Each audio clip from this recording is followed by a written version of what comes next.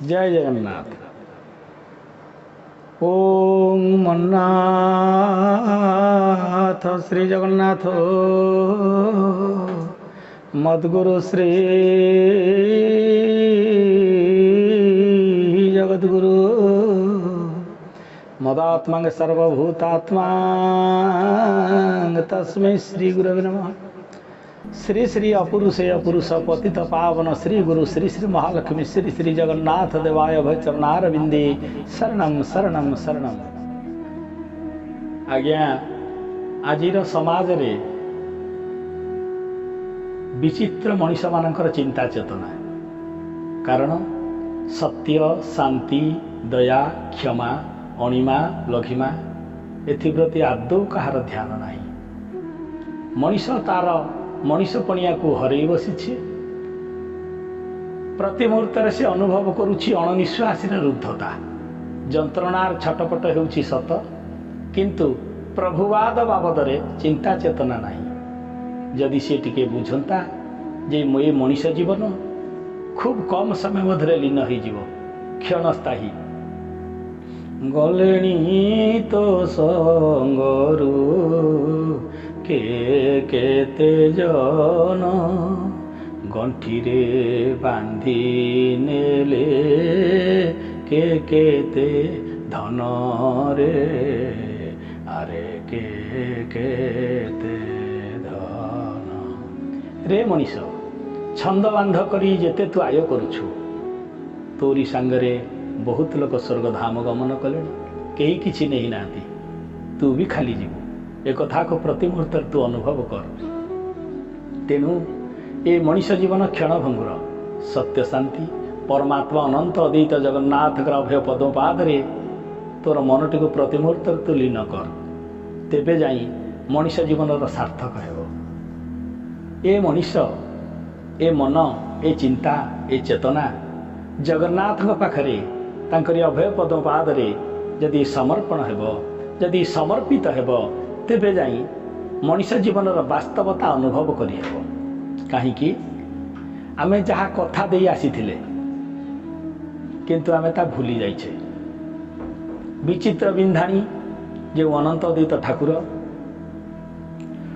देखो बिंधाणी बुद्धि कला चतुर देखो बिंधाणी अदृश्य हस्तरे अंधकार पुरे अदृश्य हस्तरे अंधकार पुरे आज्ञा रचिछि मानव महाशरीर देखो बिंधाणी अनंत बिंधाणी विचित्र बिंधाणी विश्वकर्मा परम पुरुष जगन्नाथ जेते बेले माँ पेट भितर आमे थिले माँ पेट भीतर को लाइट रे व्यवस्था किए करथिले किछि नथिला।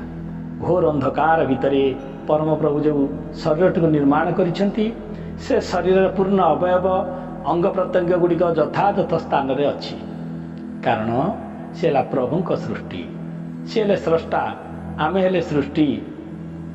तेणु जगन्नाथ भाव बिना ए संसार रे आउ किछि नाही कारण सी हेले जगतर स्रष्टा। 7 कोटी पर्वतरु अटई जे गरो नाम बही अछंती अचल महामेरु हे अचल महामेरु कि वर्णिबी मुहि से ही क्षेत्रर महिमा जमन लंघई जार मुकतिर सीमा गो जार मुकतिर सीमा क्षेत्र मध्य सार कंबु कटक कि वर्णिबी तार रूप छटक कंबु कटक श्रीक्षेत्र श्रीक्षेत्र महात्म्य वर्णना करने को शारदा सक्षम हो पारिना तेणु आमे तो साधारण मनीष तथापि ए शरीर को ए चिंता चेतना ए मन को तांकरी अभय पद्मपाद रे लोटे देवा विधेय आवश्यक कहीं शांति जदि मिलबार थाए बा आशा करूथाओ ताहले से अनंत अद्वैत परम पुरुष क्रांतिकारी ठाकुर जगन्नाथ अभय पदपाद ही सार कथा जो क्षेत्र में दिन राति समान 33 कोटी देवता माने आसी जहां दर्शन पाई लालायित उत्तर द्वार देव द्वार दे प्रतिदिन देवता माने आसंती मो प्रभु जगन्नाथ कालिया शांत को दर्शन करती पुणी ब्राह्मी मुहूर्त से माने बाहुड़ी जाती एक कथा प्रमाण अच्छी शास्त्र रे तेणु